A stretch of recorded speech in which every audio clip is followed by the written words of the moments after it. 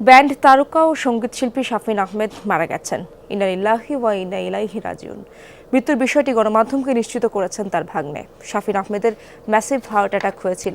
যুক্তরাষ্ট্রের ভার্জিনিয়ায় চিকিৎসাধীন ছিলেন তিনি। গত 3 দিন ধরে লাইফ সাপোর্টে ছিলেন শাফিন।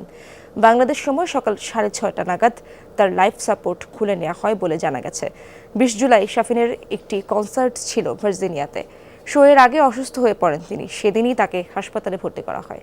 এরপর থেকে শারীরিক অবস্থার অবনতি হতে থাকে। দ্রুতই ঢাকা থেকে যুক্তরাষ্ট্রের পথে রওনা হবেন স্বজনরা। এরপর বাংলা ব্যান্ড সঙ্গীতের এই কিংবদন্তি গায়কের মরদেহ দেশে আনা হবে।